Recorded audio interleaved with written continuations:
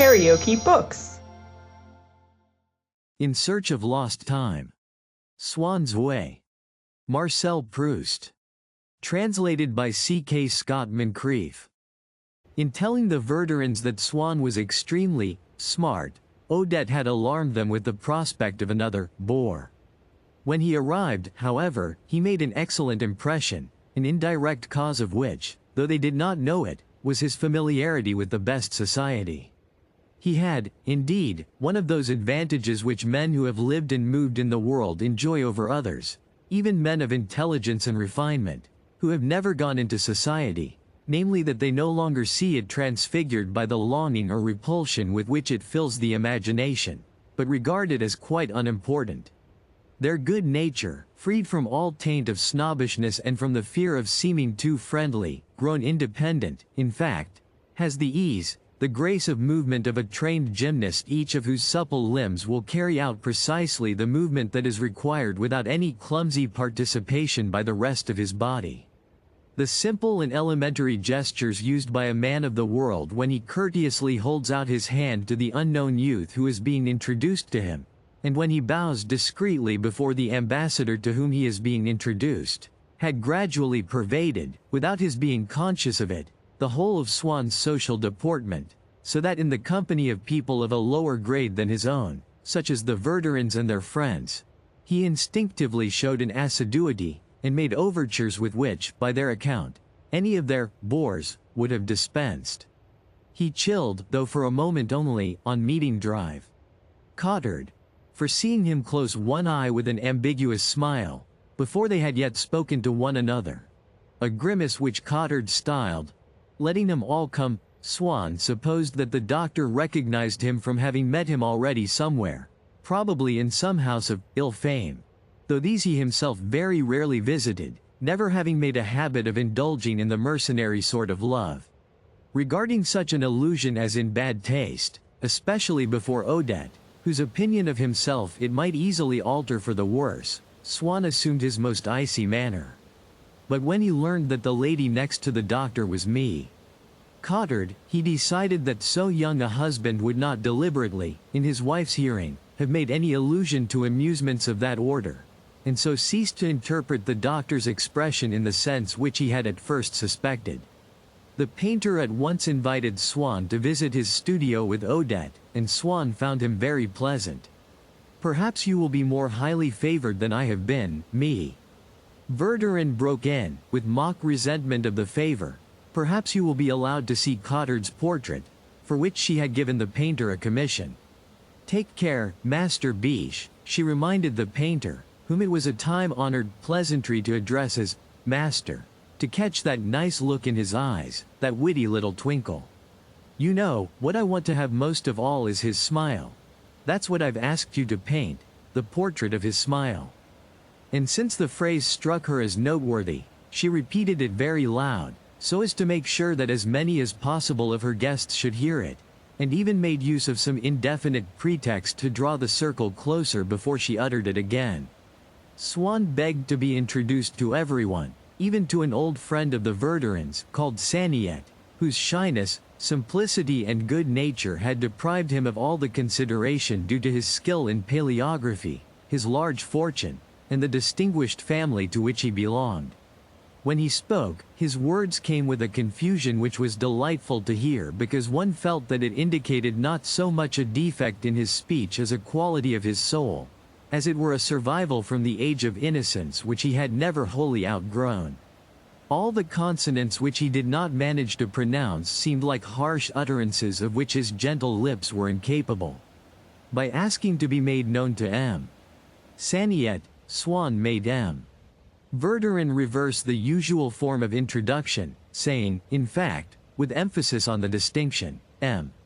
Swann, pray let me present to you our friend Saniette, but he aroused in Saniette himself a warmth of gratitude, which, however, the Verdurins never disclosed to Swann, since Saniette rather annoyed them, and they did not feel bound to provide him with friends. On the other hand, the Verdurins were extremely touched by Swann's next request, for he felt that he must ask to be introduced to the pianist's aunt.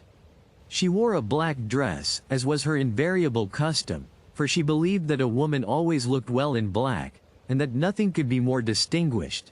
But her face was exceedingly red, as it always was for some time after a meal.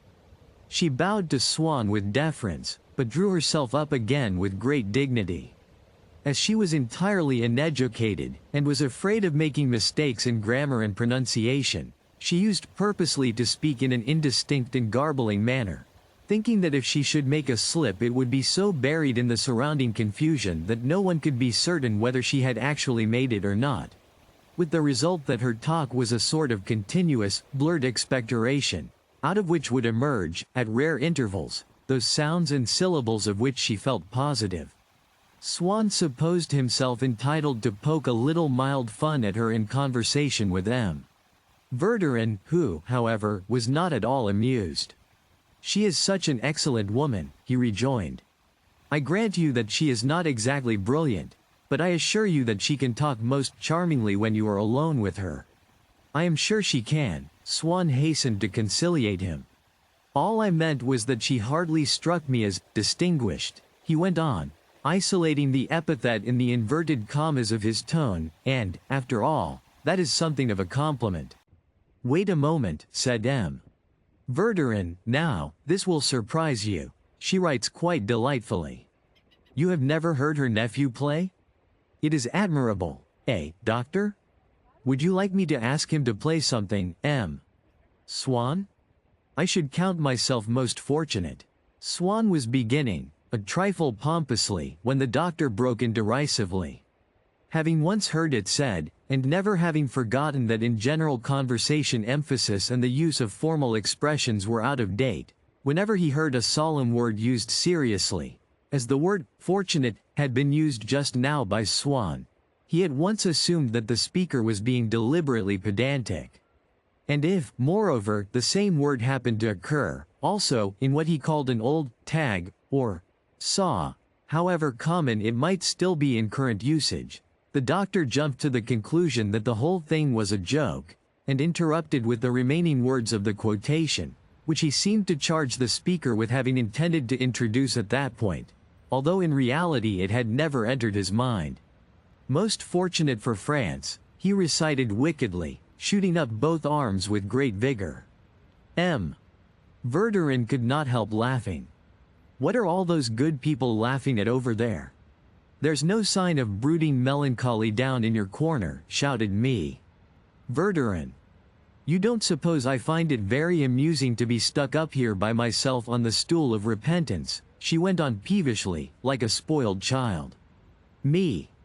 Verdurin was sitting upon a high Swedish chair of waxed pine wood, which a violinist from that country had given her, and which she kept in her drawing room, although in appearance it suggested a school form, and swore, as the saying is, at the really good antique furniture which she had besides. But she made a point of keeping on view the presents which her faithful were in the habit of making her from time to time, so that the donors might have the pleasure of seeing them there when they came to the house.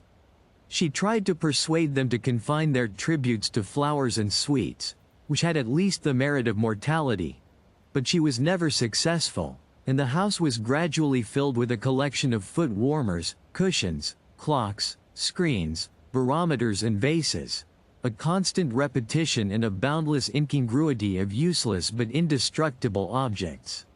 From this lofty perch she would take her spirited part in the conversation of the faithful, and would revel in all their fun, but, since the accident to her jaw, she had abandoned the effort involved in real hilarity, and had substituted a kind of symbolical dumb show which signified, without endangering or even fatiguing her in any way, that she was laughing until she cried.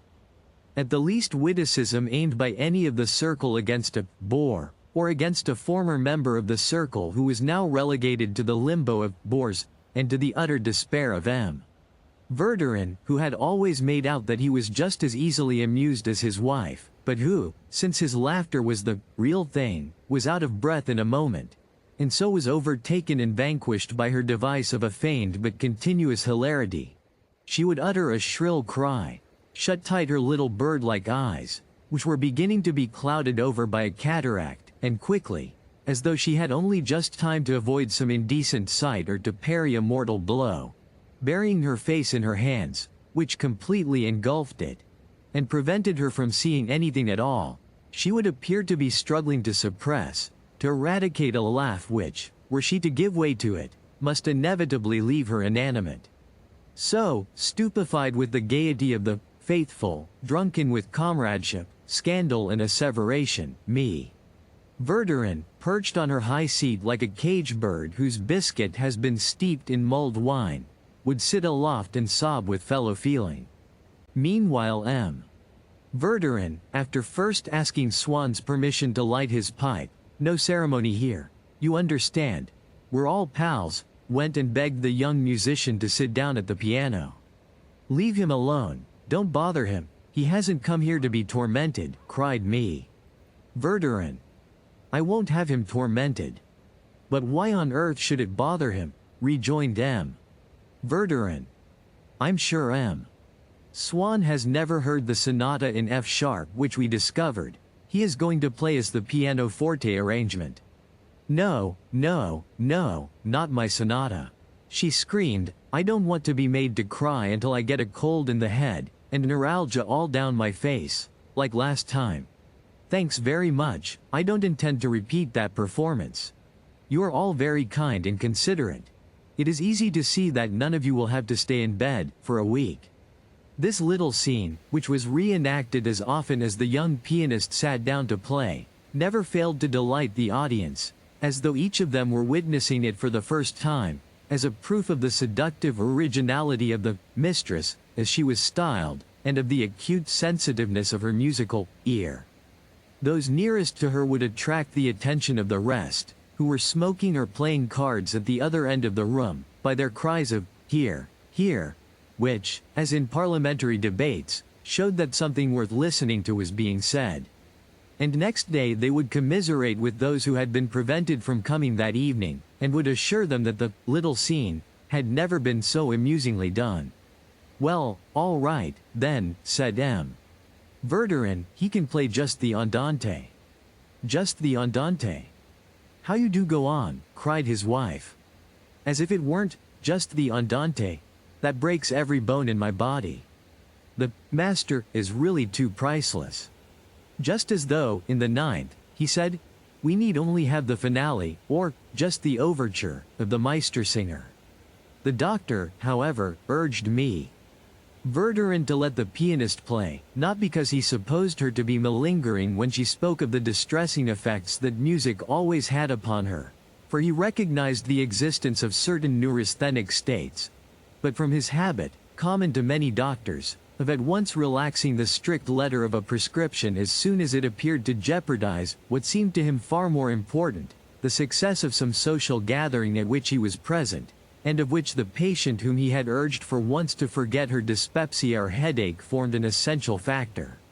You won't be ill this time, you'll find, he told her, seeking at the same time to subdue her mind by the magnetism of his gaze. And, if you are ill, we will cure you. Will you, really? Me? Verdurin spoke as though, with so great a favor in store for her, there was nothing for it but to capitulate. Perhaps, too, by dint of saying that she was going to be ill, she had worked herself into a state in which she forgot, occasionally, that it was all only a little scene, and regarded things, quite sincerely, from an invalid's point of view. For it may often be remarked that invalids grow weary of having the frequency of their attacks depend always on their own prudence in avoiding them, and like to let themselves think that they are free to do everything that they most enjoy doing, although they are always ill after doing it, provided only that they place themselves in the hands of a higher authority which, without putting them to the least inconvenience, can and will, by uttering a word or by administering a tabloid, set them once again upon their feet. Odette had gone to sit on a tapestry-covered sofa near the piano, saying to me, Verdurin, I have my own little corner, haven't I? And me. Verdurin, seeing Swann by himself upon a chair, made him get up. You're not at all comfortable there. Go along and sit by Odette, you can make room for Swann there, can't you, Odette? What charming Beauvais, said Swann, stopping to admire the sofa before he sat down on it, and wishing to be polite. I am glad you appreciate my sofa, replied me. Verdurin, and I warn you that if you expect ever to see another like it you may as well abandon the idea at once. They never made any more like it. And these little chairs, too, are perfect marvels. You can look at them in a moment. The emblems in each of the bronze moldings correspond to the subject of the tapestry on the chair. You know, you combine amusement with instruction when you look at them. I can promise you a delightful time, I assure you. Just look at the little border around the edges. Here, look, the little vine on a red background in this one, the bear and the grapes. Isn't it well drawn? What do you say? I think they knew a thing or two about design. Doesn't it make your mouth water, this vine? My husband makes out that I am not fond of fruit, because I eat less than he does. But not a bit of it, I am greedier than any of you. But I have no need to fill my mouth with them when I can feed on them with my eyes. What are you all laughing at now, pray? Ask the doctor. He will tell you that those grapes act on me like a regular purge. Some people go to Fontainebleau for cures. I take my own little Beauvais cure here. But, Swann, you mustn't run away without feeling the little bronze moldings on the backs. Isn't it an exquisite surface? No, not with your whole hand like that. Feel them properly. If me. Verdurin is going to start playing about with her bronzes, said the painter, we shan't get any music tonight. Be quiet, you wretch. And yet we poor women, she went on, are forbidden pleasures far less voluptuous than this. There is no flesh in the world as soft as these. None. When Verdurin did me the honor of being madly jealous. Come, you might at least be polite. Don't say that you never have been jealous. But, my dear, I have said absolutely nothing.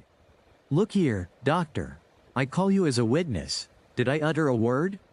Swann had begun, out of politeness, to finger the bronzes, and did not like to stop. Come along. You can caress them later. Now it is you that are going to be caressed. Caressed in the ear. You'll like that, I think. Here's the young gentleman who will take charge of that. After the pianist had played, Swann felt and showed more interest in him than in any of the other guests, for the following reason. The year before, at an evening party, he had heard a piece of music played on the piano and violin. At first he had appreciated only the material quality of the sounds which those instruments secreted. And it had been a source of keen pleasure when, below the narrow ribbon of the violin part, delicate, unyielding, substantial and governing the whole, he had suddenly perceived, where it was trying to surge upwards in a flowing tide of sound, the mass of the piano part, multiform, coherent, level, and breaking everywhere in melody like the deep blue tumult of the sea, silvered and charmed into a minor key by the moonlight. But at a given moment, without being able to distinguish any clear outline, or to give a name to what was pleasing him, suddenly enraptured, he had tried to collect, to treasure in his memory the phrase or harmony, he knew not which, that had just been played, and had opened and expanded his soul, just as the fragrance of certain roses, wafted upon the moist air of evening, has the power of dilating our nostrils. Perhaps it was owing to his own ignorance of music that he had been able to receive so confused an impression, one of those that are, notwithstanding, are only purely musical impressions, limited in their extent, entirely original, and irreducible into any other kind. An impression of this order, vanishing in an instant, is, so to speak, an impression sine materia. Presumably the notes which we hear at such moments tend to spread out before our eyes, over surfaces greater or smaller according to their pitch and volume. To trace arabesque designs, to give us the sensation of breadth or tenuity, stability or caprice. But the notes themselves have vanished before these sensations have developed sufficiently to escape submersion under those which the following, or even simultaneous notes have already begun to awaken in us. And this indefinite perception would continue to smother in its molten liquidity the motifs which now and then emerge, barely discernible, to plunge again and disappear and drown. Recognized only by the particular kind of pleasure which they instill, impossible to describe, to recollect, to name. Ineffable. If our memory, like a laborer who toils at the laying down of firm foundations beneath the tumult of the waves, did not, by fashioning for us facsimiles of those fugitive phrases, enable us to compare and to contrast them with those that follow. And so, hardly had the delicious sensation, which Swann had experienced, died away, before his memory had furnished him with an immediate transcript, summary, it is true, and provisional, but one on which he had kept his eyes fixed while the playing continued, so effectively that, when the same impression suddenly returned, it was no longer uncapturable. He was able to picture to himself its extent, its symmetrical arrangement, its notation, the strength of its expression. He had before him that definite object which was no longer pure music, but rather design, architecture, thought, and which allowed the actual music to be recalled. This time he had distinguished, quite clearly, a phrase which emerged for a few moments from the waves of sound. It had at once held out to him an invitation to partake of intimate pleasures, of whose existence, before hearing it, he had never dreamed, into which he felt that nothing but this phrase could initiate him. And he had been filled with love for it, as with a new and strange desire. With a slow and rhythmical movement it led him here, there, everywhere, towards a state of happiness noble, unintelligible, yet clearly indicated. And then, suddenly having reached a certain point from which he was prepared to follow it, after pausing for a moment, abruptly it changed its direction, and in a fresh movement, more rapid, multiform, melancholy, incessant, sweet, it bore him off with it towards a vista of joys unknown. Then it vanished. He hoped, with a passionate longing, that he might find it again, a third time. And reappear it did, though without speaking to him more clearly, bringing him, indeed, a pleasure less profound. But when he was once more at home he needed it. He was like a man into whose life a woman, whom he has seen for a moment passing by, has brought a new form of beauty, which strengthens and enlarges his own power of perception, without his knowing even whether he is ever to see her again whom he loves already, although he knows nothing of her, not even her name. Indeed, this passion for a phrase of music seemed, in the first few months, to be bringing into Swann's life the possibility of a sort of rejuvenation. He had so long since ceased to direct his course towards any ideal goal, and had confined himself to the pursuit of ephemeral satisfactions, that he had come to believe, though without ever formally stating his belief even to himself, that he would remain all his life in that condition, which death alone could alter. More than this, since his mind no longer entertained any lofty ideals, he had ceased to believe in, although he could not have expressly denied, their reality. He had grown also into the habit of taking refuge in trivial considerations, which allowed him to set on one side matters of fundamental importance. Just as he had never stopped to ask himself whether he would not have done better by not going into society, knowing very well that if he had accepted an invitation he must put in an appearance, and that afterwards, if he did not actually call, he must at least leave cards upon his hostess. So in his conversation he took care never to express with any warmth a personal opinion about a thing, but instead would supply facts and details which had a value of a sort in themselves, and excused him from showing how much he really knew. He would be extremely precise about the recipe for a dish, the dates of a painter's birth and death, and the titles of his works. Sometimes, in spite of himself, he would let himself go so far as to utter a criticism of a work of art, or of someone's interpretation of life, but then he would cloak his words in a tone of irony, as though he did not altogether associate himself with what he was saying. But now, like a confirmed invalid whom, all of a sudden, a change of air and surroundings, or a new course of treatment, or, as sometimes happens, an organic change in himself, spontaneous and unaccountable, seems to have so far recovered from his malady that he begins to envisage the possibility, hitherto beyond all hope, of starting to lead, and better late than never, a wholly different life. Swann found in himself, in the memory of the phrase that he had heard, in certain other sonatas which he had made people play over to him, to see whether he might not, perhaps, discover his phrase among them, the presence of one of those invisible realities in which he had ceased to believe, but to which, as though the music had had upon the moral barrenness from which he was suffering a sort of recreative influence, He was conscious once again of a desire, almost, indeed, of the power to consecrate his life. But, never having managed to find out whose work it was that he had heard played that evening, he had been unable to procure a copy, and finally had forgotten the quest.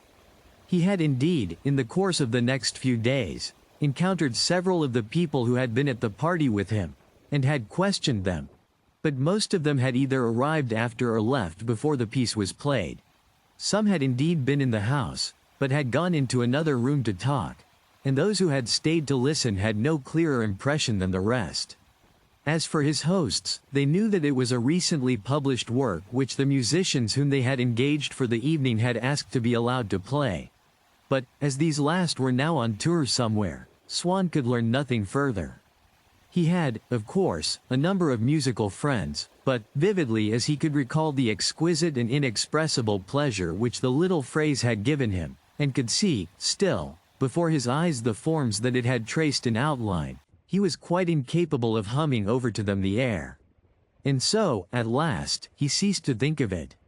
But tonight, at me.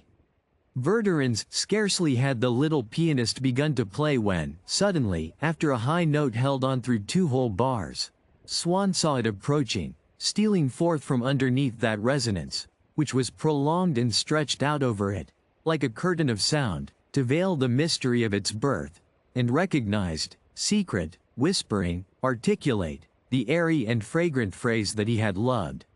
And it was so peculiarly itself, it had so personal a charm, which nothing else could have replaced, that Swann felt as though he had met, in a friend's drawing room, a woman whom he had seen and admired, once, in the street, and had despaired of ever seeing her again. Finally the phrase withdrew and vanished, pointing, directing, diligent among the wandering currents of its fragrance, leaving upon Swann's features a reflection of its smile. But now, at last, he could ask the name of his fair unknown, and was told that it was the Andante movement of Vinteuil's sonata for the piano and violin. He held it safe, could have it again to himself, at home, as often as he would, could study its language and acquire its secret. And so, when the pianist had finished, Swann crossed the room and thanked him with a vivacity which delighted me. "Verdurin. Isn't he charming?" she asked Swann. "Doesn't he just understand it, his sonata, the little wretch? You never dreamed, did you, that a piano could be made to express all that? Upon my word, there's everything in it except the piano. I'm caught out every time I hear it. I think I'm listening to an orchestra. Though it's better, really, than an orchestra, more complete." The young pianist bent over her as he answered, smiling and underlining each of his words as though he were making an epigram. "You are most generous to me. And while me." Verdurin was saying to her husband, "Run and fetch him a glass of orangeade, it's well earned." Swann began to tell Odette how he had fallen in love with that little phrase. When their hostess, who was a little way off, called out, "Well, it looks to me as though someone was saying nice things to you, Odette," she replied, "Yes, very nice," and he found her simplicity delightful. Then he asked for some information about this Vinteuil, what else he had done, and at what period in his life he had composed the sonata. What meaning the little phrase could have had for him, that was what Swann wanted most to know. But none of these people who professed to admire this musician, when Swann had said that the sonata was really charming me. Verdurin had exclaimed, "I quite believe it. Charming, indeed. But you don't dare to confess that you don't know Vinteuil's sonata. You have no right not to know it," and the painter had gone on with, "Ah, yes, it's a very fine bit of work, isn't it? Not, of course, if you want something obvious, something popular, but, I mean to say, it makes a very great impression on us artists." None of them seemed ever to have asked himself these questions, for none of them was able to reply. Even to 1 or 2 particular remarks made by Swann on his favorite phrase, "Do you know, that's a funny thing. I had never noticed it. I may as well tell you that I don't much care about peering at things through a microscope, and pricking myself on pinpoints of difference. No, we don't waste time splitting hairs in this house. Why not? Well, it's not a habit of ours, that's all, me."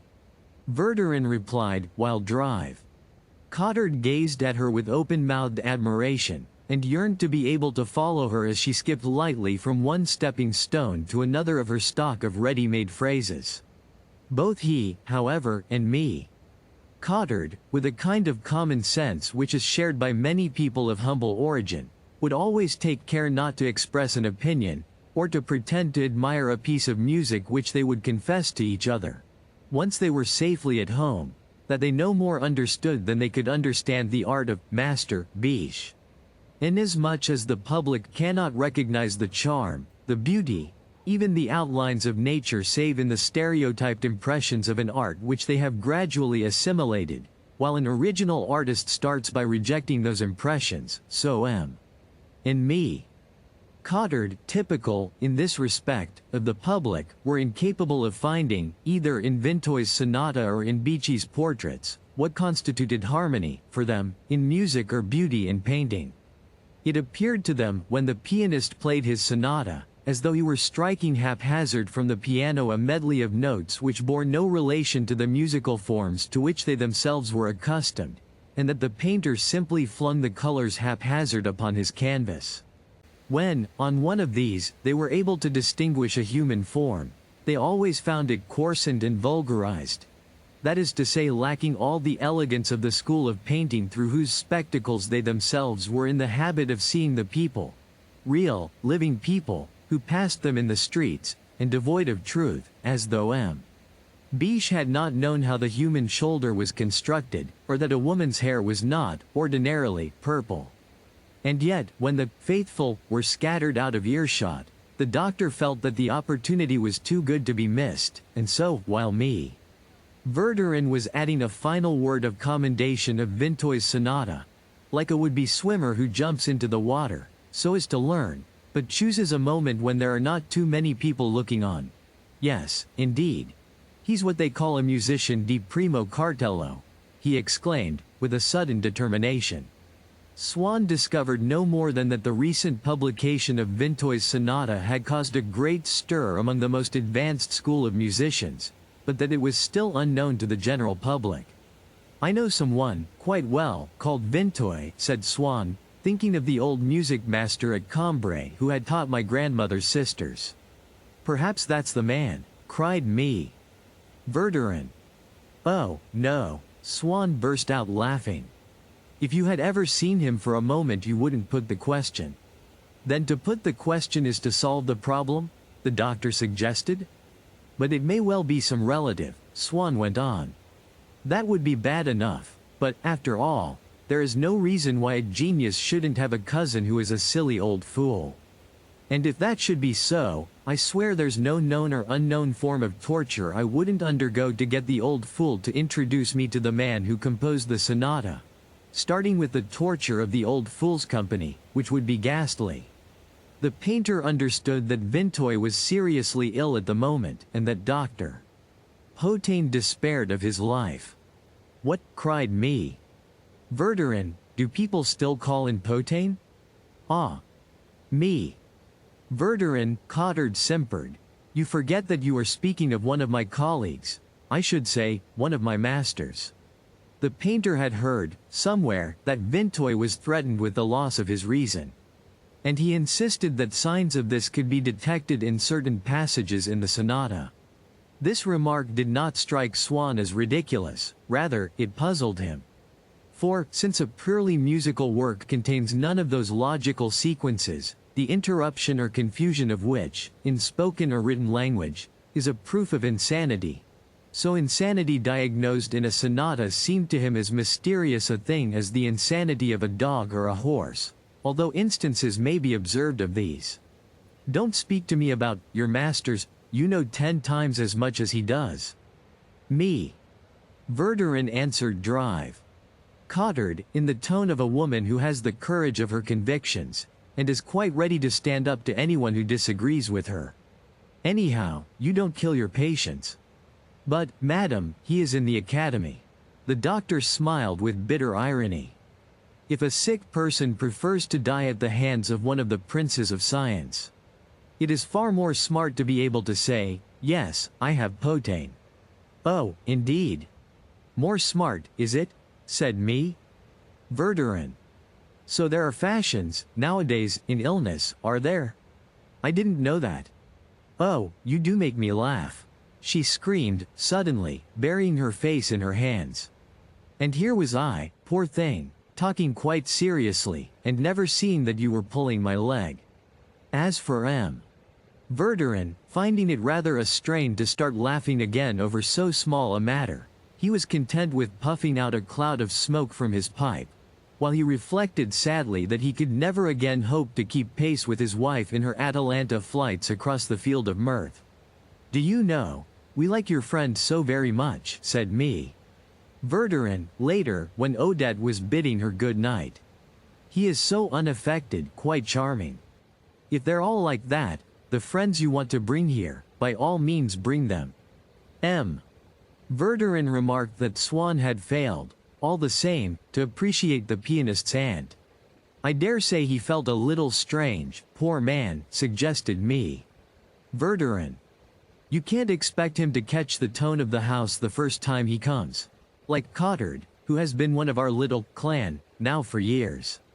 The first time doesn't count, it's just for looking round and finding out things. Odette, he understands all right, he's to join us tomorrow at the Châtelet. Perhaps you might call for him and bring him." "No, he doesn't want that." "Oh, very well, just as you like. Provided he doesn't fail us at the last moment." Greatly to me. Verdurin's surprise, he never failed them. He would go to meet them, no matter where, at restaurants outside Paris. Not that they went there much at first, for the season had not yet begun, and more frequently at the play, in which me. Verdurin delighted. One evening, when they were dining at home, he heard her complain that she had not one of those permits which would save her the trouble of waiting at doors and standing in crowds, and say how useful it would be to them at first nights and gala performances at the opera, and what a nuisance it had been, not having one, on the day of Gambetta's funeral. Swann never spoke of his distinguished friends, but only of such as might be regarded as detrimental, whom, therefore, he thought it snobbish and in not very good taste to conceal.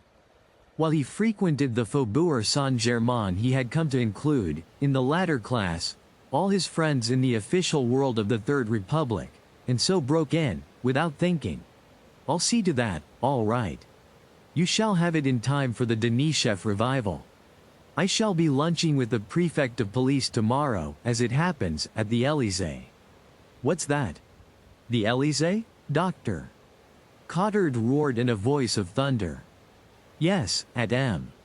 Gravy's," replied Swann, feeling a little awkward at the effect which his announcement had produced. "Are you often taken like that?" the painter asked Cottard, with mock seriousness. As a rule, once an explanation had been given, Cottard would say, "Ah, good, good. That's all right," then, after which he would show not the least trace of emotion. But this time Swann's last words, instead of the usual calming effect, had that of heating, instantly, to boiling point his astonishment at the discovery that a man with whom he himself was actually sitting at table, a man who had no official position, no honors or distinction of any sort, was on visiting terms with the head of the state. "What's that you say?" "M. Gravy? Do you know M. Gravy?" he demanded of Swann, in the stupid and incredulous tone of a constable on duty at the palace, when a stranger has come up and asked to see the President of the Republic. Until, guessing from his words and manner what, as the newspapers say, it is a case of, he assures the poor lunatic that he will be admitted at once, and points the way to the reception ward of the police infirmary. If you liked what you heard, please subscribe to the channel.